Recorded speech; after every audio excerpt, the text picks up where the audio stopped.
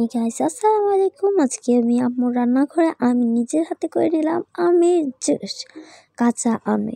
তো দেখতে থাকো কাঁচা আমের জুস বানাতে কি করতে হয়, কেমন প্রসেস হয়।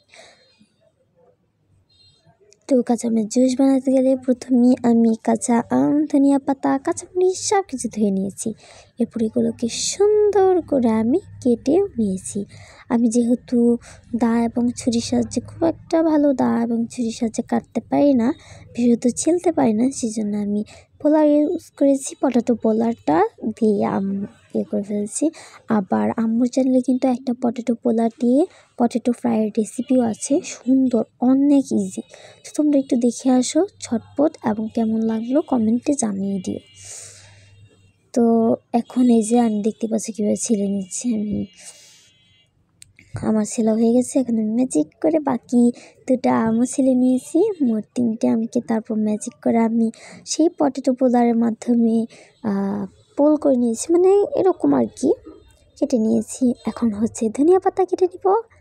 এগুলো কাজ আমি খুব ভালোই পারি, বাট আমটা কাটতে একটু কম পারি, তো এটাই।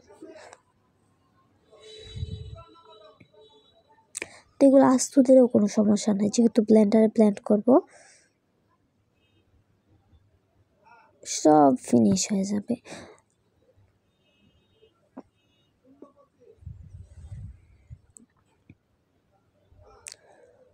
তো ধনিয়া পাতা কাটা শেষ, এখন কেটে নেব কাঁচামরিচ। তো কাঁচামরিচ কাটাও আমার শেষ। এখন হচ্ছে আমি ব্লেন্ডারের জারে সব কিছু দিয়ে দিব। প্রথমে দিয়ে দিব আমের কুচি করা আমগুলো। তারপর দিয়ে দিব 1 মগ পানি। এখানে কিন্তু আমটা হালকা পেকে গেছে, বাট কাঁচাই ছিল, খাওয়ার টেস্টটা অনেকটাই কাঁচা, লাল হয়ে গেছে। এরপর দিয়ে দিয়েছি ধনিয়া পাতা, এরপর কাঁচামরিচ। তারপর আমি দিয়েছি হচ্ছে তোমার 1 কাপ মতন চিনি, চায়ের কাপে মেপে 1 কাপ চিনি। তারপর দিয়ে দিয়েছি এখানে বিট লবণ, খাবারের সাধারণ লবণ, স্বাদ মতো। এটা চিনিটাও স্বাদ মতো, তোমরা যে যতটুকু খেতে চাও আর কি। তখন ঢেকে দিব জারটা ঢেকে ভালো করে একদম ব্লেন্ড করে নিব। তো এই তো আমি ব্লেন্ড করতে এখানে চলে এসেছি, কারণ এতটা দূরে আমাদের তারটা যাবে না।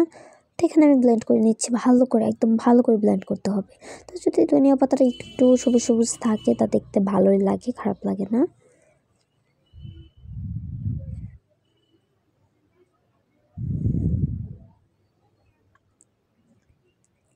তো ভালোভাবে ব্লেন্ড করে নিয়েছি, কয়েকবার ব্লেন্ড করে।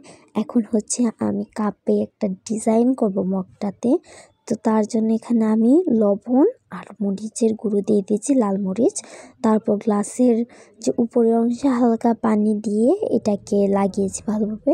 এখানে তোমরা চাইলে লেবুর রসও ব্যবহার করতে পারো, যেহেতু লেবুর রসটা একটু ঘন হয়, বেশি লাগবে আরও, আমি বুঝতে পারিনি।